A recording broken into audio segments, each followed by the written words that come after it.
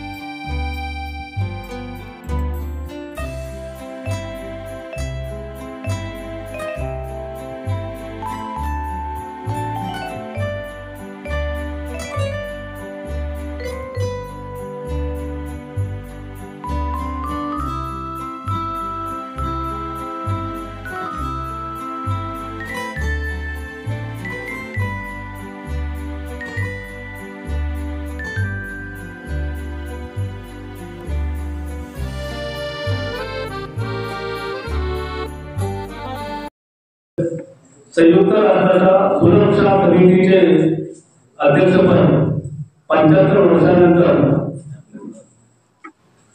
माननीय पंतप्रधान नरेंद्र मोदी यांच्याकडे आलं आणि या पंतप्रधानांच्या समोर भारताचे उपसमिती या समितीमध्ये प्रत्यक्ष त्यांच्याकडून काम करत आहे। हाच मला परिचय पुरेसा नाही। अनेक सामाजिक क्षेत्रामध्ये त्यांना पुरस्कार मिळालेले आहेत। अनेक सामाजिक प्रतिबंधांचे काम केलेले आहे। विशेषतः भटक्या उपभोक्त्यांची चळवळी, भटक्यांच्या समस्या सोडवण्यासाठी गेली 50 वर्ष त्यांनी अविरत कष्ट केलेले आहेत आणि प्रामुख्याने त्यांचं असं मत आहे की 5 आंदोलनाने वर्तमान पत्रामध्ये त्यांनी एक मुलाखत घेतली होती। त्या मुलाखतीमध्ये विद्यार्थी हा शिक्षण व्यवस्थेचा केंद्रबिंदू आहे आणि त्या केंद्रबिंदूला ठेवून जर आपण सामाजिक काम केलं, विद्यार्थ्याला योग्य दिशेला आणलं तर हा भारत देश सुधार व्हायला मदत होईल आणि तोच मुद्दा घेऊन आपण प्रतिष्ठेच्या वगैरे येणाऱ्या कार्यावळीमध्ये किशोरबाई देसाईंनी काही सूचना दिल्या, प्रत्येकाच्या घरामध्ये आमची चर्चा झाली। त्या चर्चेमध्ये सुद्धा त्यांचं अनेक लोकांचं असं एक मत आहे। अशा या कार्यक्रमानिमित्त मी फार मोठा प्रार्थना करता। आता त्यांचा जो मार्गदर्शनाचा विषय आहे आधुनिक काळातील व्यवसाय शिक्षण विद्यार्थ्यांनी पालकांची भूमिका हा विषय त्यांना सुद्धा एक उद्देश केले आहे। त्या विधानानुसार मला थोडा विनंती करतो की आपण अशा त्यामध्ये उद्बोधन करावं।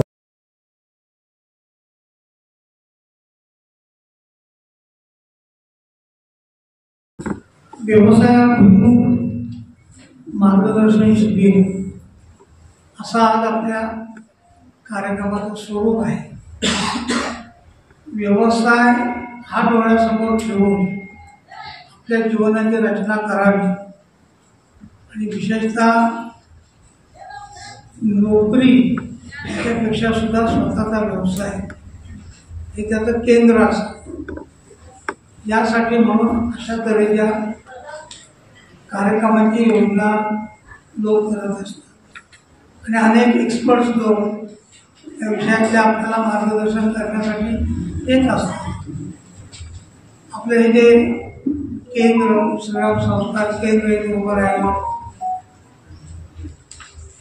पथपेढी ज्याच्या वतीने कार्यक्रम करतोय ते उभं राहिलं आणि अशा ज्या गोष्टी आपण उभ्या केल्या त्या वस्तू राहता कामा झाल्या। जे विविध प्रकारचे उपक्रम झाले पाहिजेत, त्या उपक्रमातून लोकांचं प्रबोधन मार्गदर्शन हे झालं पाहिजे आणि आताच्या कालखंडामध्ये आपल्या परिसरातीलच सदानंद, रसाळ, सुभाषजी क्षीरसागर अशा तऱ्हेची एखादी संस्था स्थापन करून सगळ्या आपल्या परिसरातील मंडळींना मुलांना ते त्याचं मार्गदर्शन मिळावं यासाठी सतत धडपडत असतात. अनेक वर्ष मी त्यांची धडपड पाहतो आहे. त्यामुळे मुलगा शिकला तर त्यांनी पुढं काय करावं, कोणकोणते कोर्सेस आहे, असं हळूहळू सतत चिंतन आणि मनन आणि धडपड काही ना काहीतरी करत राहणं असं त्यांचा स्वभाव आहे. त्याने ह्या उपक्रमाची योजना केली. अनेक वेळा लोकांसाठी काही केलं पाहिजे हे फार नसतं. आपलं झालं ते झालं असं साधारणपणे असतं. आज मला ह्याचा विशेष आनंद आहे. त्या भावनेने मी अशा तऱ्हेची केंद्र सगळ्या महाराष्ट्रात उभी केलेली आहेत. शेकड्याने आहेत. तिथे अशा तऱ्हेचे उपक्रम सातत्याने होत राहतात. गेली 15 वर्ष मुंबईमध्ये आपलं एक केंद्र आहे. गेली 15 वर्ष तिथे बाल महोत्सव होतो. तोही काल तिथे शाहू महाराजांच्या नावाने तोही काल झालेला आहे. सर्व वर्षात हे गेली 15 वर्ष तिथे सातत्याने कार्यक्रम करतात. त्या परिसरामध्ये त्याचं खूप मोठं स्थान. असं स्थान या तरुण मंडळी, आता म्हटलं तर तरुण नाही, तरुणापेक्षा जास्त वय आहे, तरी सुद्धा आपल्या मुलांना यातलं काय मिळालं पाहिजे, मुलाच्या दृष्टीने काय केलं पाहिजे. आता नवीन पुस्तकं येते. नवीन पुस्तकामध्ये आधुनिक जे प्रश्न आहेत आपल्यासमोर आणि आधुनिक जी टेक्नॉलॉजी आलेली आहे त्या टेक्नॉलॉजीचा वापर कसा करावा असे चांगलं पुस्तक माझ्या संस्थेचं प्रकाशन झालेलं आहे. आकांक्षा नव्या युगाची आणि टेक्नॉलॉजीचा सगळा विषय याच्यामध्ये आहे. हे पुस्तक मी आपल्या संस्थेसाठी ठेवून देतो संस्थेमध्ये. खूप त्याचा उपयोग आपल्याला होईल. आपला एक दृष्टिकोन तयार झाला पाहिजे तर एखादी गोष्ट होते. म्हणजे असं आहे की समजा एक चांगलं फळ झाडावर पडलं, आपण तिथे आहोत आणि समजा हापूसचा आंबा पडला फॉर एक्झाम्पल, आपण काय करू, लगेच जाऊ चांगला आहे, तुमचा आंबा मिळाला किंवा अन्य काही फळ मिळालं. आपल्या मनात हे येणार नाही किंवा येत नाही. ज्यावरनं खाली कापायचा हा आंबा खाली कापायचा, तो वर का नाही येत ते आपल्या कधी मनात येत नाही. पण ज्याच्या मनात आलं त्याने गुरुत्वाकर्षणाचा शोध लावला आणि त्याच्या आधारावर जगातले सगळे विमानापासून सगळे आज चालतात. तो एक सिद्धांत लक्षात घेऊ की गुरुत्व म्हणजे मध्य आकर्षण वरून का म्हणतो तर पृथ्वीमध्ये एक आकर्षण शक्ती आहे, त्याला गुरुत्वाकर्षण म्हणतात आणि त्याच्यामुळं वरून ते खाली पडतं. त्याच्यानंतर सगळ्या सृष्टीमध्ये एक नवीन विज्ञान आहे एका छोट्या गोष्टीमध्ये. त्यामुळे क्युरिओसिटी जी असते आपल्याला तो आपल्या मनामध्ये प्रश्न उत्पन्न झाला पाहिजे. एखादी गोष्ट पाहिली, संदर्भ एखादा लक्षात आला तर आपल्या मनामध्ये त्याचा प्रश्न आला पाहिजे, ते कसं करता येईल आपल्याला. आणि असंच का, हे जर प्रश्न मनात आले तर मनुष्य त्या दृष्टीने विचारतो. आणि त्यामुळे आत्ताचं जे आपलं प्रशिक्षण आहे ते आपल्या मनामध्ये आता एक नवीन जग आलं, त्याला कृत्रिम बुद्धिमत्ता असं मराठीमध्ये म्हणतात. कृत्रिम बुद्धिमत्ता म्हणजे काय आहे आता, तर समजा मी आता बोलतोय आणि हे भाषण रेकॉर्ड झालं तर त्याच्यामध्ये माझा आवाज आला. हा आवाज हे जे कृत्रिम बुद्धिमत्ता जी असते ते ह्या आवाज आपल्याजवळ साठवतात आणि तो आवाज त्याच आवाजामध्ये मी आता जे भाषण करतोय ते भाषण नव्हे, अगदी वेगळं चुकीचं, मी कुणाला शिव्या देतोय असं माझ्या आवाजातच भाषण ते भाषण बाजूला करून ते हे भाषण दिलं जातं. आणि मग आज आपल्या देशामध्ये अनेक गोंधळ उत्पन्न होतात म्हणजे आपले लोकसभेमध्ये भाषण करत होते नरेंद्रभाई मोदी, आणि भाषण करताना त्याने आरक्षण हा एक विषय आला, आणि आरक्षण या विषयामध्ये आपल्या देशामध्ये पूर्वी काय झालंय ते सांगत होते, आणि सांगताना ते असं म्हणाले की आरक्षणाला पहिला विरोध हा पंडित नेहरूंनी केला, मग नंतर इंदिरा गांधींनी केला वगैरे ते सांगत होते. तर त्यांचं जे पहिलं वाक्य होतं की आरक्षणाला पंडित नेहरू असे म्हणाले की आरक्षणाला माझा विरोध आहे. तर त्यातलं पहिलं वाक्य आहे ते तोडलं लोकांनी. पंडित नेहरू म्हणाले हे तोडलं, आणि आरक्षणाला माझा विरोध आहे एवढं वाक्य त्यांच्या तोंडलं. आणि मग सगळ्या देशभर नरेंद्र मोदींचा आरक्षणाला विरोध आहे असं सुरू झालं. ही टेक्नॉलॉजी इतक्या टोकाला गेली आहे. म्हणजे आता समजा पुतळा आहे, पुतळा, त्या पुतळ्याला माणसासारखं बोलता येतं अशी त्याची रचना करतात. इतकं तंत्रज्ञान पुढे गेलेलं आहे. त्या तंत्रज्ञानाचा विचार आपण ज्या परिसरात आहोत तिथे व्यवसायासाठी कसा करता. उदाहरण आता मगाशी एक उल्लेख केला एकाने की मोबाईल सगळ्यांकडे आहे, काय ती गोष्ट खरी आहे सगळ्यांकडे. पण समजा मोबाईलमध्ये काही बिघाडला तर आपण काय करू, एक तर दुरुस्तीला तरी जाऊ, नाही दुरुस्तीला तर टाकून देऊ, आता काय उपयोगच नाही असं म्हणू. पण असा विचार कोणाच्या मनात जर आला की अरे आपल्या गावामध्ये किती मोबाईल असतील, 100 तर असतील, मग इथं मोबाईल दुरुस्तीचा काही व्यवसाय करता येईल का, त्याचं काही प्रशिक्षण घेता येईल का. ए स्टोअर म्हणजे ॲक्शन स्टोअर, म्हणजे त्याचं ॲक्शन घेणारं आपल्या भागात काही सुरू करता येईल का.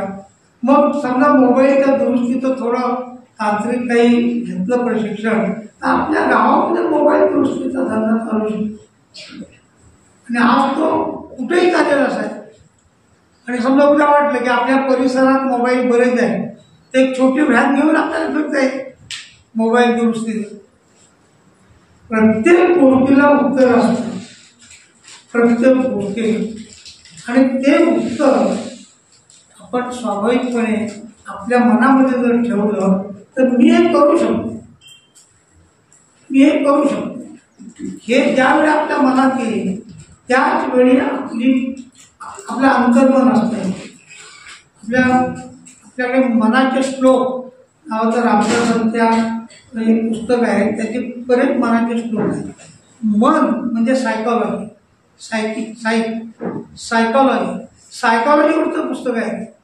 आपल्याला काही त्याला करता नाही, मनाचे श्लोक म्हटलं की समजा प्रत्येक गोष्टीचा इतका डिटेल विचार त्याच्यात केला आहे. तर आपलं जीवन कसं असावं, जीवनामध्ये कसं वागावं हे सगळं त्या मनाच्या श्लोकातून आपल्याला कळेल. पण त्याचा जो अभ्यास केला पाहिजे तो आपण अभ्यास करत नाही. त्या अभ्यासातून खूप गोष्टी आपल्याला ह्या कळत राहतात. आणि म्हणून आपल्याला चौकस व्हायचं असेल, काही ज्ञान मिळवायचं असेल तर एक आपल्याकडे जुन्या तऱ्हेचे किंवा जुनी म्हण म्हणण्यापेक्षा एक चांगला एक संदर्भ आहे, श्लोकासारखा संदर्भ आहे. तर असा आहे, केल्याने देशात पंडित मैत्री, सभेत संचार, शास्त्र ग्रंथ विलोकन, मनुजा चातुर्य एक कसे फारक. हे जे चातुर्य आहे, कसं जगावं कसं वागावं, केल्याने देशात प्रवास केला, सगळ्या ठिकाणी जाऊन आला, कधी देश पाहिला नाही, निदान आपला तालुका पाहिला, निदान आपली पंचकोश पाहिली. केल्याने देशात पंडित म्हणजे चांगल्या माणसांशी आपला संपर्क संबंध आहे.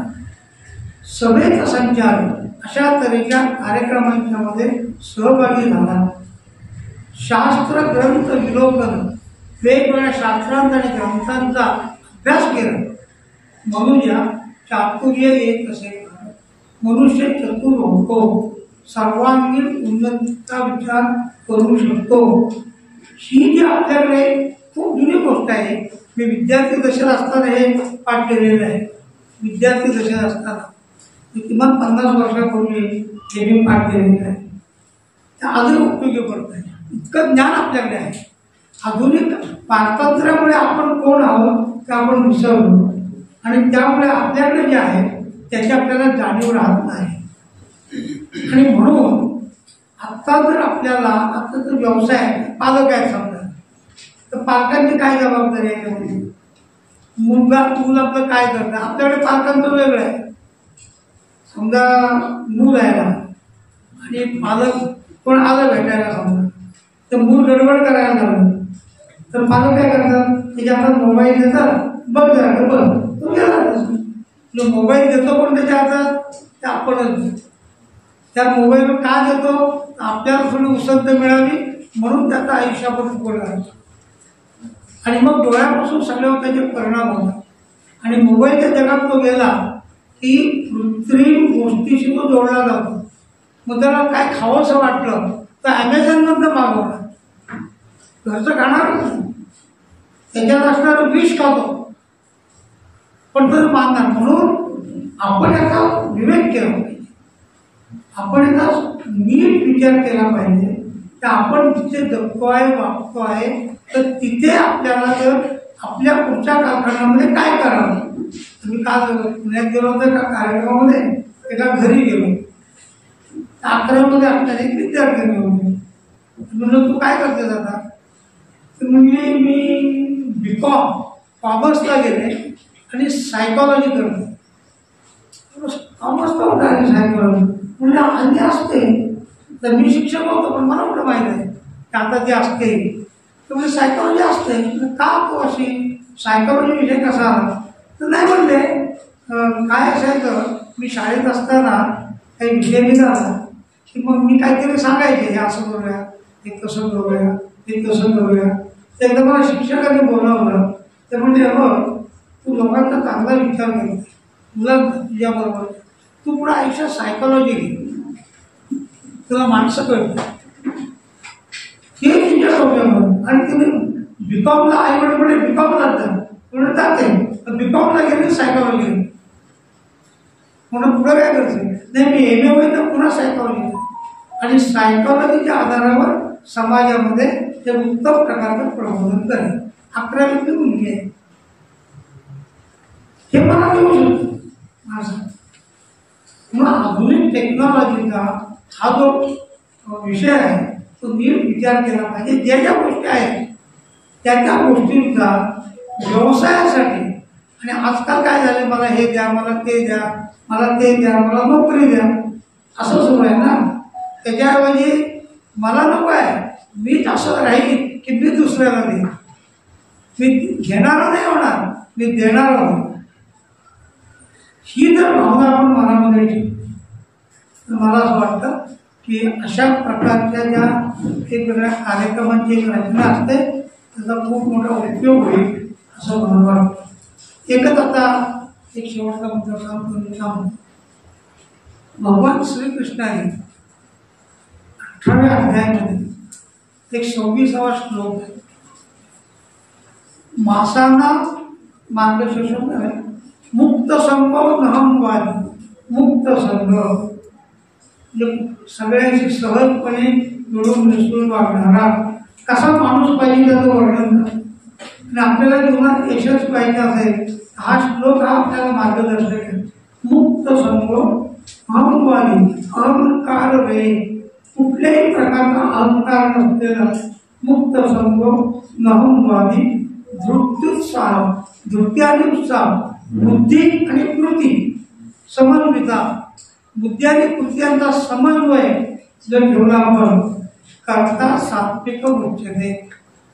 सिद्ध एक शब्द आणखी नाही. सिद्ध सिद्धो निर्विकार. यश मिळेल किंवा अपयश मिळेल तरी सुद्धा निर्विकार राहिलं पाहिजे.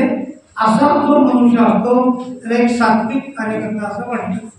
सात्विक कर्ता असं म्हणतात. त्याचा प्रत्येक शब्द हा आपल्याला आपण ज्या परिस्थितीत आहोत त्याच्यामधून आपल्याला पुढे येतं. आणि जर त्या आपल्या मनात आलं की विनोबा भावे होता आपल्याला माहिती आहे की विनोबा खूप विद्वान होते, गीतेवरती त्याची प्रवृत्ती प्रचंड आहे, मी विद्यार्थी असेल ती वाचलेली आहे. पण ते एकदा घरी आले आणि गीतेवर प्रवचन द्यायचे. त्यांची आई म्हणाली, अरे तू गीतेवर एवढी प्रवचन देतो, मराठी गीता ती वाचताच येत नाही, ती संस्कृतमध्ये आहे. असं म्हणून त्यांनी गीताई ही पुस्तिका दिली. गीताई ही मराठीमध्ये आईला वाचता येईल असं पुस्तक लिहिलं. असं प्रत्येक गोष्टीला कुठेही उत्तर काढता येतं, पण सतर्क राहायला. आणि आपल्या बुद्धीमध्ये एक मागे लहान बिंदू असतो, त्या लहान बिंदूमध्ये अशा सगळ्या प्रकारच्या गोष्टींची ही साठवणूक तिथं होते आणि अनेक वेळा त्यांना आपल्याला उपयोग होतो.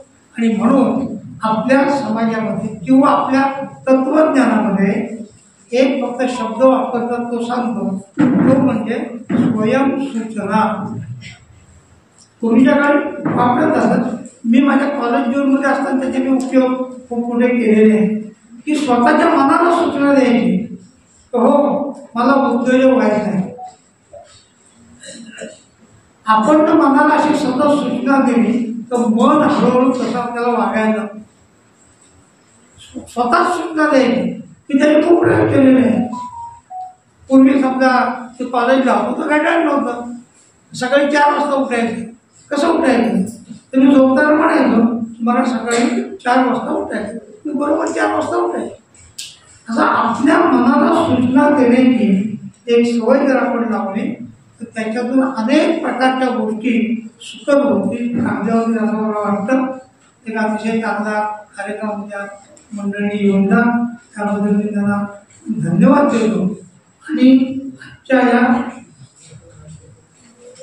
या